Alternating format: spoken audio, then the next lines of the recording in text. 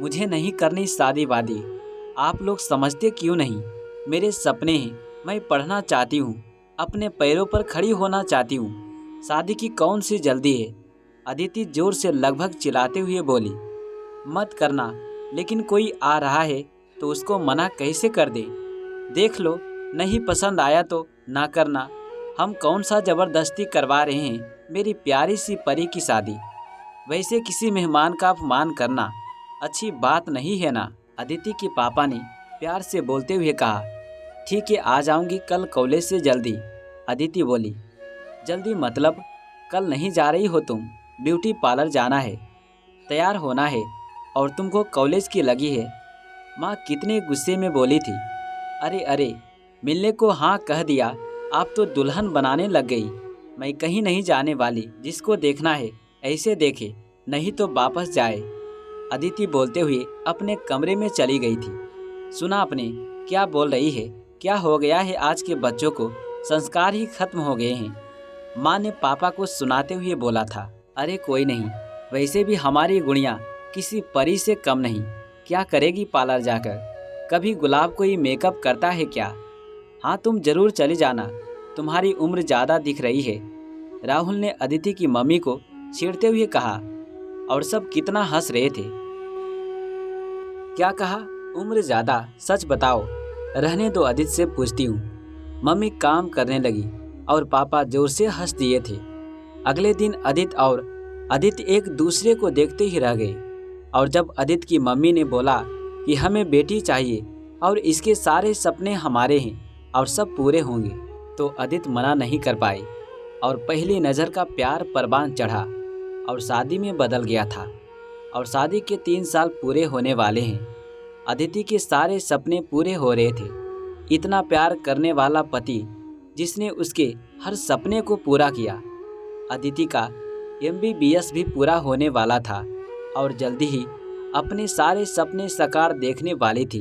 ये सब सोचकर अदिति मुस्कुरा ही रही थी कि अदिति ने उसे पीछे से पकड़ लिया और वो अचानक भूतकाल से निकलकर वर्तमान में आ गई। छोड़ो मुझे, क्या हर वक्त प्यार प्यार, पागल हो गए हो तुम? अदिति ने झूठा गुस्से का नाटक करते हुए बोला। मेरी महारानी साहिबा, आपको नहीं प्यार करूँगा तो किसको करूँगा? आप ही तो इस घर की, इस दिल की महारानी हो। मेरी जिंदगी मेरी जान, कहकर फिर गले लगाने लगा। अच्छा जी, बड़ा प्यार आ रहा है। आज क्या बात है? आज तो बड़ी खुशी का दिन है। इतनी सारी खुशखबरी एक साथ, मज़ा आ गया। आज तो पार्टी हो जाए। तैयार हो जाओ, आज हम 4 दिन के हनीमून पर जा रहे हैं। अदिति ने उछलते हुए बोला। हनीमून?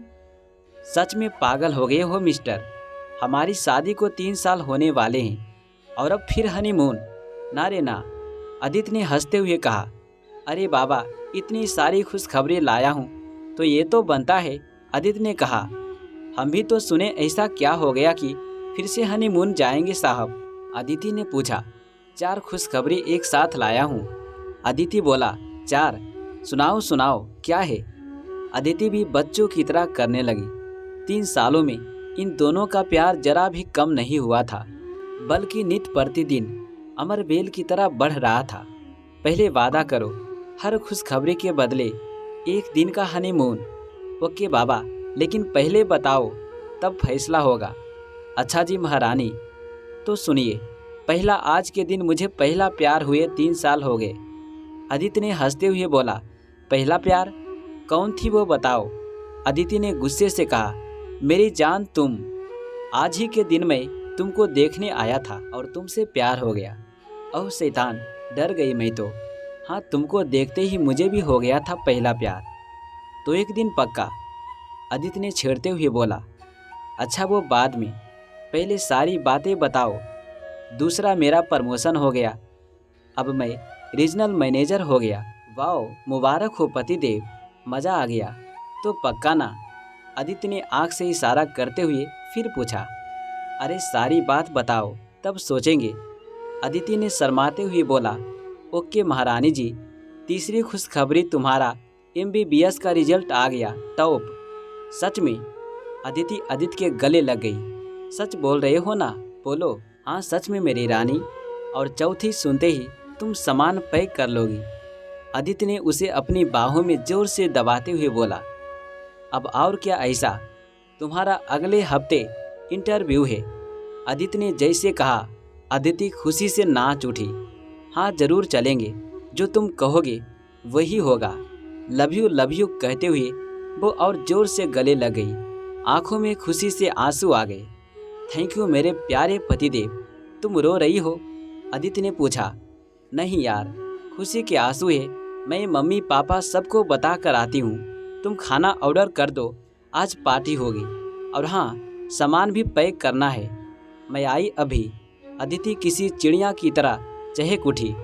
अदिति उसे प्यार से देखते ही जा रहा था। शायद वो आज पहली बार इतना खुश देख रहा था अदिति को। लेकिन मैं बहुत दुखी भी हूँ। आदित्य बोला। क्यों, क्या हुआ? अदिति भागती हुई अदिति के पास आई। अब मैं रीजनल मैनेजर हूँ, तो महीने में काफ़ी दिन बाहर रहना होगा। तुम्हारे बिना मैं नहीं रह पाऊँगा मेरी जान। मैं मना कर देता हूँ नई पोस्ट के लिए। अदिति उदास होता हुआ बोला। पागल हो, क्या हुआ? हम कौन सा दूर हैं, हम दोनों एक हैं। तुम मना मत करना। हमारा अच्छा भविष्य सामने हाथ फैलाकर खड़ा है और तुम उसको ठुकराना चाहते हो। ऐसा ना करना। मेरा प्यार तुम्हारी ताकत होना चाहिए, जैसे तुम्हारा प्यार मेरे लिए है, कमजोरी नहीं। अदिति ने समझाते हुए बोला। लेकिन जान, तुम्हारे बिना महीने में 15-10 दिन नहीं हो पाएगा। अदिति ने कहा। होगा, और ज़रूर होगा, समझे। और चलना है या नहीं, या हनीमून का इरादा बदल दूं? अदिति ने चिढ़ाते हुए कहा। अरे नहीं, चलो जल्दी करो पैकिंग, मैं खाना मंगवा लेता हूँ। लव यू जान। लव यू टू मेरे प्यारे से पतिदेव। समय बीतता गया। अदिति को अच्छी नौकरी मिल गई। दोनों इतने खुश कि 5 साल बाद भी उनका प्यार अमरता की बेल की तरह बढ़ता जा रहा था। अदिति अपने मम्मी पापा की भले ही लाडली थी, लेकिन इतने अच्छे संस्कारों में पली थी कि हर क्षेत्र में उसको सफलता मिलती जा रही थी। आदित्य भी बिजी रहने लगा। 15 दिन कब, 20 दिन कब, 40 दिन हो गए, पता ही नहीं चला। अदिति अब अदिति से मिलने को तरसती रह जाती और अदिति उसको ज़्यादा काम की बात कहकर मना कर लेता था। लेकिन एक दिन अचानक। दोस्तों, दूसरी भाग सुनने के लिए हमसे जुड़े रहे और कहानी अच्छा लगा होगा तो वीडियो को लाइक और कमेंट करके ज़रूर बताएं कि कैसा लगा।